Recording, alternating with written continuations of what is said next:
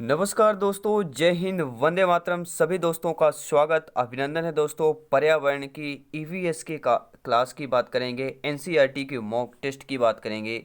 Mock test दोस्तों, ये mock test number 28 है और इसमें हम महत्वपूर्ण 20 क्वेश्चंस की बात करने वाले हैं। और आज का जो नया चैप्टर रहेगा वह रहेगा ऊर्जा संसाधन। जी हाँ, प्रमुख ऊर्जा संसाधन के संबंधित जो आपके टॉप 20 क्वेश्चन यहाँ पे सेलेक्ट किए गए हैं। तो सभी दोस्तों का वेलकम, अभिनंदन है। टीची परिवार, शिक्षकों के परिवार, our family Jaiswal coaching centre पर पावर्ड बाई शिक्षा ही प्रकाश है। आइए दोस्तों शुरू करते हैं टॉप 20 क्वेश्चन।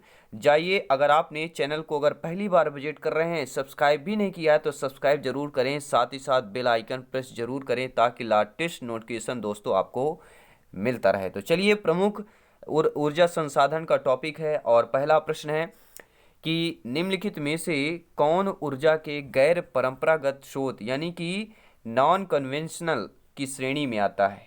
कोयला, पेट्रोलियम, प्राकृतिक गैस या बायोगैस? अगर आपको पता है नीचे कमेंट बॉक्स में सभी मेरे प्यारे मित्र, सभी भावी अध्यापक अध्यापिकाएं कमेंट करेंगे। आपको पता है दोस्तों, ऊर्जा का परंपरागत स्रोत, गैर परंपरागत स्रोत, यहाँ से प्रश्न जरूर आपके टीईटी एग्जाम में पूछे ही जाते हैं, डेफिनेटली आते हैं प्रश्न। तो इम्पोर्टेंट यह टॉपिक है, सेशन है, तो वीडियो को अंत तक बने रहें। और 20 में से आपको बताना भी कि आपका स्कोर क्या है इस क्लास पर, इस सेशन पर, इस मॉक टेस्ट पर।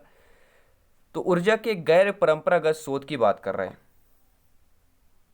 सभी लोग कमेंट करेंगे। देखिए, ऊर्जा के गैर परंपरागत स्रोत होता है, एक होता है परंपरागत स्रोत। तो देखिए यहाँ पे जो बायोगैस दिया गया है, बायोगैस क्या हो जाएगा? गैर परंपरागत स्रोत क्या है, श्रेणी में आएगा। और परंपरागत के श्रेणी में क्या आएगा? परंपरागत स्रोत के कोयला, पेट्रोलियम, प्राकृतिक गैस, ये तीनों आ जाएंगे परंपरागत स्रोत की श्रेणी में।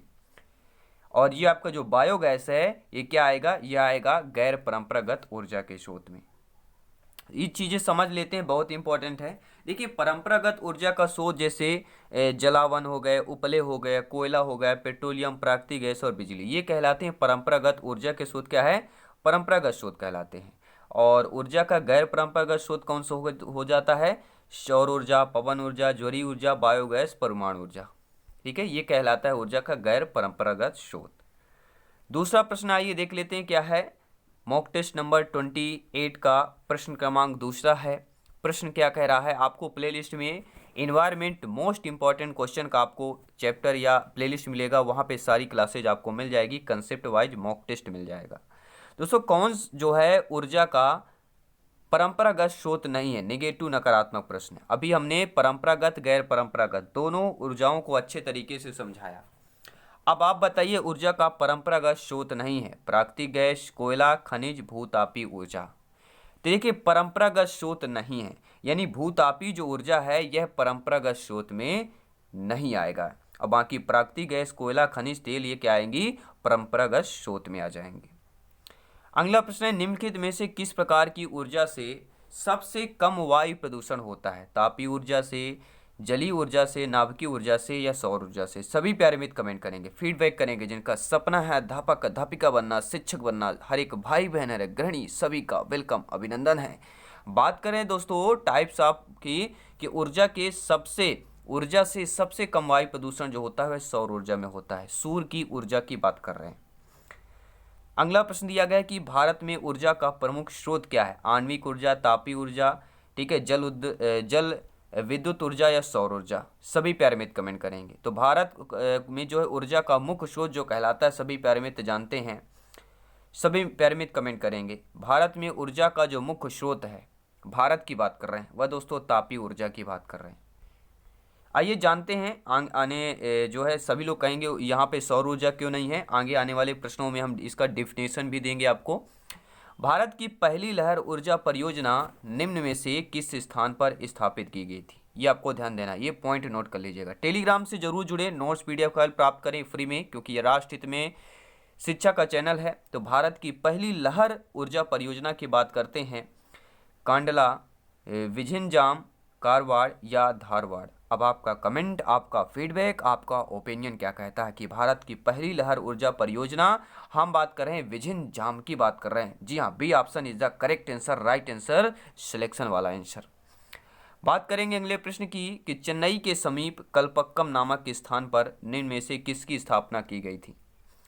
अखबारी कागज संयंत्र की, लिग्नाइट कारखाने की, नाभिकीय ऊर्जा संयंत्र की या तेल शोधन संयंत्र की? सभी प्यारे मित्र कमेंट करेंगे। चेन्नई के समीप कलपक्कम नामक स्थान पर निम्न में से किसकी स्थापना की गई थी? तो आपका जवाब, आपका कमेंट, आपका फीडबैक अगर ऑप्शन नंबर सी है तो बिल्कुल सही बात है, नाभिकीय ऊर्जा संयंत्र की बात कर रहे हैं। अगला प्रश्न है प्यारे मित्रों की, ककरापार परमाणु शक्ति केंद्र निम्नलिखित में से किस राज्य में है? कर्नाटक, गुजरात, तमिलनाडु, महाराष्ट्र? आपका कमेंट, आपका फीडबैक क्या कहता है? ककरापार परमाणु शक्ति केंद्र की बात कर रहे हैं तो आपका कमेंट, आपका फीडबैक जो कहता है, हम बात कर रहे हैं गुजरात की बात कर रहे हैं। एक रात गुजार कर तो देखिए, ककरापार परमाणु शक्ति केंद्र में एक रात गुजार कर देखिए। जी हाँ, ककरापुर परमाणु शक्ति केंद्र की बात कर रहे हैं, गुजरात की बात कर रहे हैं। भारत का एक परमाणु ऊर्जा संयंत्र जो गुजरात में सूरत और तापी नदी के समीप स्थित है और यहाँ पर 220 मेगावाट क्षमता के 2 परमाणु रिएक्टर हैं जो दबित भारी जल रिएक्टर कहलाते हैं। आइए देखते हैं, सूची दी गई है, सूची फर्स्ट और सेकंड में दोनों को आपको मिलान करना है। एक तरफ है तारापुर परमाणु शक्ति केंद्र, रावत भाटा परमाणु शक्ति केंद्र, काकरापार और कैगा परमाणु शक्ति केंद्र, और एक तरफ राज्यों के नाम दिए गए हैं। अब आपको बताना कौन सा परमाणु शक्ति केंद्र किस राज्य पर है। सभी लोग कमेंट करेंगे। देखिए, ककरापार अभी हमने जस्ट पिछले में ही पढ़ा कि यह गुजरात की बात करेंगे, और तारापुर परमाणु जो हमने बात किया वह कहां पर है? सभी लोग कमेंट करेंगे। तारापुर, रावत भाटा, और ये आपके कूट भाषा दिए रहेंगे। ठीक है, आइए जान लेते हैं आंसर। देखिए, तारापुर की बात करेंगे, महाराष्ट्र की बात करेंगे। रावत भाटा परमाणु राजस्थान की बात करेंगे। काकरापार अभी हमने पढ़ा, गुजरात की बात करेंगे। और कासे कैगा परमाणु शक्ति केंद्र और कासे कर्नाटक की बात करेंगे। नोट कर लेंगे सभी लोग। रा से क्या आता है? रावत भाटा परमाणु शक्ति केंद्र, और रा से राजस्थान आता है, ये ध्यान देना है। और तारापुर आपके महाराष्ट्र की बात कर रहे हैं। सभी प्यारे मित्र कमेंट करें। कैगा में होता है पोटेशियम निष्कर्षण होता है, नाभिकीय ऊर्जा उत्पादन होता है, जल विद्युत उत्पादन होता है, या कोयला उत्खनन होता है? हम ऊर्जा संसाधन की चैप्टर की बात कर रहे हैं, एनसीईआरटी के पैटर्न की बात कर रहे हैं, मॉक टेस्ट नंबर 28 की बात कर रहे हैं, टॉप 20 क्वेश्चन की बात कर रहे हैं। आपका स्कोर क्या है? अगर आपके स्कोर 15+ है तो डेफिनेटली आपका सिलेक्शन कोई नहीं रोक सकता दोस्तों। बस इसी तरह तैयारी जारी रखना है। ये नहीं सोच लेना हमारा सिलेक्शन हो गया, कॉपी किताब बंद किए, बंद पढ़ाई, ऐसा नहीं है दोस्तों। माँ सरस्वती कहती हैं पढ़ते जाओ उतना ही ज्ञान बढ़ता जाएगा। इसलिए माँ सरस्वती की बातों को ध्यान करते रहें, क्लासेस ज्वाइन करते रहें जब भी टाइम मिले। ये नहीं कहती माँ सरस्वती कि आप सुबह पढ़ो, शाम को पढ़ो, दोपहर को पढ़ो, जब भी आपको टाइम मिले। तो कैगा में क्या क्या होता है? देख दोस्तों, हम कैगा की बात कर रहे हैं, नाभिकीय ऊर्जा उत्पादन होता है। 10th नंबर क्वेश्चन क्या कह रहा है? भारत का प्रथम परमाणु ऊर्जा उत्पादन केंद्र पूछा जा रहा है। नरौरा उत्तर प्रदेश, तारापुर महाराष्ट्र, कलपक्कम तमिलनाडु, या काकरापार गुजरात की बात करेंगे। तो भारत का प्रथम परमाणु ऊर्जा उत्पादन केंद्र पूछा जा रहा है तो वह दोस्तों और कहीं नहीं, हम बात कर रहे हैं तारापुर महाराष्ट्र की बात कर रहे हैं। जी हाँ, सभी प्यारे मित्र कमेंट करें, फीडबैक करें। जिनका सपना है अध्यापक अध्यापिका शिक्षक बनना, गवर्नमेंट सरकारी शिक्षक बनना, अध्यापक बनना, सभी प्यारे मित्र कमेंट करें, फीडबैक करें और सपोर्ट करें टीटी परिवार को, आवर फैमिली शिक्षकों के परिवार को। आप बात कर रहे हैं सूची फर्स्ट और सेकंड दिया गया है। पहले सूची में कर्नाटक, तमिलनाडु, उत्तर प्रदेश, गुजरात दिया गया है। दूसरे में नरोरा, कैगा, कुडनकुलम, ये यहाँ पे आपके दिए गए ऊर्जा संसाधन। अब आपको बताना है कौन किस राज्य में कौन सा होगा। तो देखिए, 2-3 चीज़ें तो आप पिछले ही जान चुके हैं। जब भी गुजरात की बात करें, काकरा पारपी की बात करते हैं, सभी लोग जानते हैं। और नीचे आपका जो एक कूट भाषा ऐसे दिया रहेगा, ठीक है। चलिए तो जान लेते, कर्नाटक में क्या होता है? कैगा। का से कर्नाटक, का से कैगा हमने पिछले में पढ़ा। और जब भी गुजरात की बात की जाती है तो गुजरात में कौन सा आएगा? सभी लोग कमेंट करेंगे। सभी लोग कमेंट करें। देखिए आपके नीचे कूटनीक भाषा भी दिया हुआ है, ठीक है। तो गुजरात में हमने पढ़ चुका है, काकरा पार पढ़ चुका है, और कर्नाटक में का से कर्नाटक, का से कैगा पढ़ चुका है। अब 2 पढ़ता है। 2 चीज़ें आपकी बचती हैं, एक तमिलनाडु बचता है, एक उत्तर प्रदेश बचता है। तो उत्तर प्रदेश हो जाएगा आपका, क्या हो जाएगा, सभी लोग कमेंट करेंगे। उत्तर प्रदेश क्या होगा? उत्तर प्रदेश की हम बात कर रहे हैं, उत्तर प्रदेश की बात कर रहे हैं, वह होगा नरोरा। कर्नाटक होगा कैगा, गुजरात होगा काकरा, उत्तर प्रदेश होगा नैरा, और तमिलनाडु क्या हो जाएगा, कुडनकुलम। ये नाम से ही तमिलनाडु के भाषा में ही लिखा गया है, तमिलनाडु की भाषा जैसे होती है वैसे ये नाम भी है। तो आई थिंक आपके अच्छे तरीके से आप लोग समझ पाते हैं, फीडबैक करते हैं, सपोर्ट करते हैं। बहुत बहुत धन्यवाद है सभी मित्रों को। जय हिंद, वंदे मातरम, इंकलाब जिंदाबाद। एनर्जी दोस्तों डाउन नहीं करना है, एनर्जी बरकरार रखिए, सिलेक्शन भी बरकरार रहेगा। भूतापीय ऊर्जा पर आधारित मानकीकरण या मणीकरण बिजली संयंत्र किस राज्य में स्थित है? जी हाँ, भूतापीय ऊर्जा पर आधारित मणीकरण बिजली संयंत्र आपके अरुणाचल प्रदेश पर है, हिमाचल प्रदेश पर, जम्मू कश्मीर या उत्तराखंड की बात कर रहे हैं। देखिए जब भी मणीकरण बिजली संयंत्र, तो सभी प्यारे मित्र कमेंट करें। राइट ऑप्शन होगा हिमाचल प्रदेश, ये आपको नोट कर लेना। हम बात कर रहे हैं हिमांचल की बात कर रहे हैं, क्या बताए हैं, हिमाचल प्रदेश की बात कर रहे हैं, सभी लोग नोट करेंगे। तो हिमाचल प्रदेश में भूतापीय ऊर्जा आधारित मणीकरण बिजली संयंत्र स्थापित है, और यह पार्वती नदी तट पर पार्वती घाटी पर है। और भूतापीय संयंत्र ऊर्जा के एक नवीकरणीय और गैर प्रदूषणकारी स्रोत है। इनका उपयोग गर्म पानी उपलब्ध कराने, बिजली पैदा करने आदि के लिए किया जाता है, इसलिए नाम ही है भूतापीय की बात कर रहे हैं। देश में कुल विद्युत उत्पादन में ताप विद्युत का योगदान कितना है? 60, 70, 80, 90। अभी हमने जस्ट पिछले क्वेश्चन में बात किया कि सबसे ज़्यादा जो हमारे भारत में विद्युत उत्पादन होता है, हमने कहा था क्या है, भूतापीय विद्युत उत्पादन सबसे ज़्यादा होता है ऊर्जा। तो वहाँ पे सौर ऊर्जा हमने क्यों नहीं किया था। अब आपको पता चल गया होगा कि देश में, हम भारत देश की बात कर रहे हैं, देश में कुल विद्युत उत्पादन में ताप विद्युत योगदान का जो हिस्सा है वह हम बात कर रहे हैं दोस्तों 70% हिस्सा है, 70% हिस्सा है। तो आप समझ सकते हैं कि भारत में सबसे ज़्यादा जो ऊर्जा का उत्पादन होता है, विद्युत उत्पादन जो होता है वह भूतापीय ऊर्जा से होता है, इसलिए ताप विद्युत का योगदान 70% है, ये आपको नोट कर लेना है। अगला प्रश्न है प्यारे मित्रों की तालचर एवं इंदौर उल्लेखनीय है परमाणु शक्ति संयंत्रों के लिए, जल विद्युत शक्ति संयंत्रों के लिए, भूतापीय शक्ति संयंत्रों के लिए, या तापीय शक्ति संयंत्रों के लिए? तो आपका कमेंट कहता है, आपका फीडबैक क्या कहता है कि तालचर और इंदौर उल्लेखनीय है तापीय शक्ति संयंत्रों के लिए। Option number D is the correct answer, right answer. अगला प्रश्न है, प्यारा सा प्रश्न है, देख लेते हैं। सूची में दी गई है, सिंगरौली दी गई है, कोरबा दिया गया है, और रामागुंडम और कहलगांव दिया गया है। ये हमारे शहर के नाम दिए गए हैं, और एक तरफ राज्य दिया गया है। देखिए शहर नहीं है, ये एक परियोजनाएं हैं ऊर्जा संसाधन की। अब आपको बताना है ये परियोजनाएं किस राज्य पर है। देखिए जब भी सिंगरौली की बात करते हैं तो मध्य प्रदेश आ जाता है, ये सभी लोग जानते हैं, ठीक है। एक चीज तो हमने जान लिया, और जानने के पहले कूटनीक भाषा भी देख लेना क्या कह रहा हमारा, ठीक है। तो आई थिंक समझ गए आपका, चलिए तो आपने समझ लिया। देखिए 2 चीज आपको समझना है, सिंगरौली मध्य प्रदेश होगा, कोरबा होगा छत्तीसगढ़ होगा, और रामागुंडम तेलंगाना, और कहलगांव बिहार की बात करेंगे।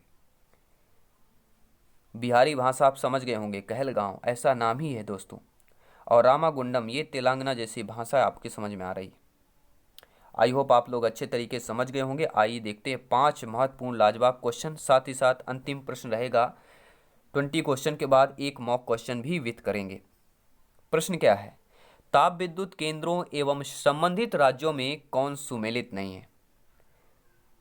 ओबरा ताप विद्युत संयंत्र है जो कि उत्तर प्रदेश में है, विंध्याचल जो कि मध्य प्रदेश में है, तालचर जो कि उड़ीसा में है, कोरबा यहाँ पे मध्य प्रदेश दिया गया जो कि गलत दिया गया है। पिछले क्वेश्चन में हमने पढ़ा, यहाँ पे दिया गया कोरबा, कोरबा कहाँ पर है, छत्तीसगढ़ में है, और सिंगरौली आपके मध्य प्रदेश में है, और यहाँ पर दिया गया कोरबा मध्य प्रदेश, तो आपका गलत दिया गया है, क्योंकि पिछले हमने पढ़ चुका है कि कोरबा कहाँ पर है, छत्तीसगढ़ पर है, ठीक है। तो जब हमने छत्तीसगढ़ पढ़ चुका है ऑलरेडी, तो हम मध्य प्रदेश क्यों करेंगे, तो कोरबा हो जाएगा छत्तीसगढ़। देखिए यहाँ पे सुमेलित नहीं है, तो हमारा डी ऑप्शन सुमेलित नहीं है, बाकी सारे सुमेलित हैं। आइए देखते हैं अगला प्रश्न। अगला प्रश्न है, प्यारा सा प्रश्न है, आपके स्क्रीन पर दिया गया है। प्रश्न क्या है कि भारत की प्रथम जल विद्युत परियोजना पूछा गया है। कृष्णा नदी पर शिव समुद्रम परियोजना, शरावती नदी पर महात्मा गांधी परियोजना, कावेरी नदी पर शिव समुद्रम परियोजना या सतलज नदी पर भाखड़ा नांगल परियोजना। तो भारत की प्रथम जल विद्युत परियोजना पूछा जा रहा है, सभी लोग कमेंट करें। तो भारत की प्रथम जल विद्युत परियोजना जब पूछा जाता है तो आपको एक ही ऑप्शन करना है कावेरी नदी पर शिव समुद्रम परियोजना की बात कर रहे हैं। थोड़ा डिटेल से जान लेते हैं। कावेरी नदी पर शिव समुद्रम परियोजना पहली जल विद्युत परियोजना कर्नाटक राज्य में कावेरी नदीपुर या नदी पर शिव समुद्रम स्थान पर है, और महाराष्ट्र के मुंबई के पश्चिमी घाट पर टाटा जल विद्युत परियोजना भी है। महाराष्ट्र के मुंबई के पश्चिमी घाट पर टाटा जल विद्युत परियोजना है, जिसका मुख्य उद्देश्य मुंबई को बिजली उपलब्ध कराना था। आइए देखते हैं अगला प्रश्न। देखिए, सूखा जल विद्युत परियोजना जो कि भारत एवं भूटान की संयुक्त परियोजना है, किस नदी पर स्थित है? मानस नदी पर, तिस्ता नदी पर, वांगचू नदी पर या महाकाली नदी पर? तो सूखा जल विद्युत परियोजना जो कि भारत एवं भूटान की संयुक्त परियोजना है, यह किस नदी पर है? तो यह वांगचू नदी पर है, अर्थात C option is the right answer की बात करेंगे। महात्मा गांधी जल विद्युत परियोजना स्थित है दोस्तों कर्नाटक में कावेरी नदी पर, कर्नाटक में तुंगभद्रा नदी पर, कर्नाटक में शरावती नदी पर, कर्नाटक में कृष्णा नदी पर। तो महात्मा गांधी जल विद्युत परियोजना दोस्तों ये कहाँ पर स्थित है? जब भी यह प्रश्न आ जाए तो आपको एक ही ऑप्शन चूज करना है, और वह ऑप्शन नंबर सी की बात कर रहे हैं। कर्नाटक में शरावती नदी पर महात्मा गांधी जल विद्युत परियोजना स्थित है। अगला प्रश्न है 20 नंबर क्वेश्चन है। इसके बाद हम आपको पता है मॉक क्वेश्चन भी करने वाले हैं। आइए देखते हैं 20 नंबर क्वेश्चन क्या कहता है। मॉक टेस्ट नंबर 28 का 20 नंबर क्वेश्चन। दुलहस्ती जल विद्युत परियोजना स्थित है। दुलहस्ती जल विद्युत परियोजना जम्मू कश्मीर में झेलम नदी पर, जम्मू कश्मीर में चिनाब नदी पर, हिमाचल प्रदेश में सतलज नदी पर या हिमाचल प्रदेश में ब्यास नदी पर। अब आपका कमेंट, आपका फीडबैक क्या कहता है कि आपको जम्मू कश्मीर में जाना है कि हिमाचल प्रदेश में जाना है? दो ऑप्शन पहले चूज करना है। तो पहले मैं बता दें तो जब भी दुलहस्ती की बात करते हैं, दुलहस्ती जल विद्युत परियोजना की बात करते हैं, हम जम्मू कश्मीर की बात करते हैं। और किस नदी की बात करते हैं? जम्मू कश्मीर के JNK के चिनाब नदी की बात करते हैं, दुलहस्ती की बात करते हैं। दुलहस्ती जल विद्युत परियोजना जम्मू कश्मीर के में जो है चिनाब नदी पर स्थित है। और आइए जान लेते हैं मॉक क्वेश्चन आपका आज का क्या कह रहा है कि पवन ऊर्जा के उत्पादन में भारत का विश्व में कौन सा स्थान है? दूसरा, तीसरा, चौथा या पांचवा स्थान है? अब आपका कमेंट, आपका फीडबैक, आपका ओपिनियन तय करेगा कि इस ऑप्शन का फीडबैक क्या होगा, करेक्ट आंसर क्या होगा। तो सभी मित्र फीडबैक करते रहें, कमेंट करते रहें। आपकी जो क्लासेज हैं, सेशन है, मॉक टेस्ट है, कैसे लगे फीडबैक करते रहें, सपोर्ट करते रहें। सभी मित्रों को जय हिंद, वंदे मातरम।